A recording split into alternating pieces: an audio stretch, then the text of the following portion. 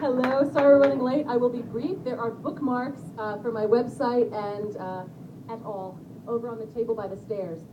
After I was safely growing weed for about a year, I decided I really wanted to be of service. I have a kind of a Vipassana meditation practice where I think a lot about right livelihood and what would be the best way to sort of pay back for getting to grow weed safely, which is kind of an awesome job, or at least was about 3 years ago. So I became a hospice volunteer, and because of my innate enthusiasm, I wasn't really a very popular hospice volunteer. I was a little too enthusiastic for end-of-life care.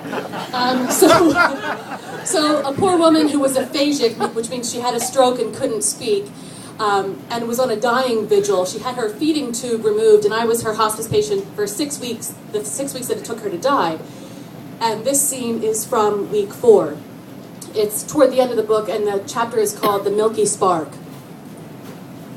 Keep in mind, she was not supposed to be able to speak. As soon as I am sitting in the chair beside her bed, she begins. You. Wait, she said you, meaning me, meaning she is fucking talking?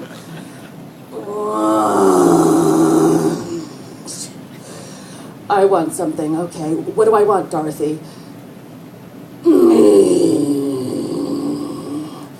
She is beaming every last electron of her milky spark right through her tunneling pupil at me.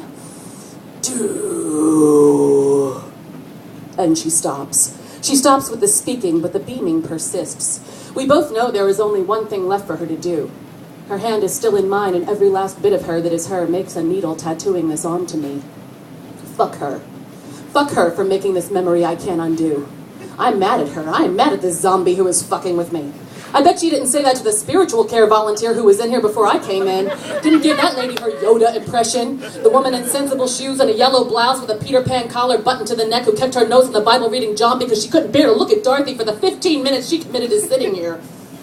Because to look at Dorothy is to see death. And I'd like to think I can take it, but oh, how it is fucking me so deep I want to yelp, but I can't because who would fucking believe me because she can't speak? It's horrifying. It's horror movie horrifying. And I should know. I'd like to think I'm doing some kind of Mother Teresa-esque noble service here, but I am one selfish fuck. I want to understand what it means to die without actually doing it myself. Dorothy has called me out. Her hand is still in mine like a bird that has just crashed into a window. I think you're one tough-ass cookie, Dorothy. She grunts in the affirmative. I swear to God there is a smile that can't quite make it to her face, and through it seeps the satisfaction that she has fucking freaked me out. I guess nobody takes this job without a little morbid curiosity. You called me out, Dorothy.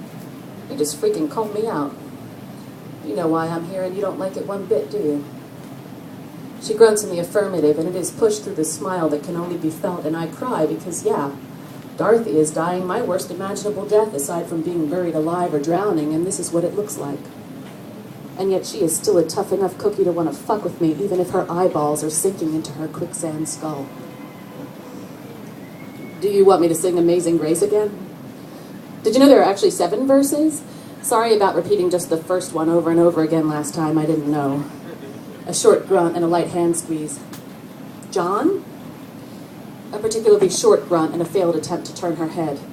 Yeah, I know, they're really fond of John over at hospice. Ditto Amazing Grace. Do you want some water?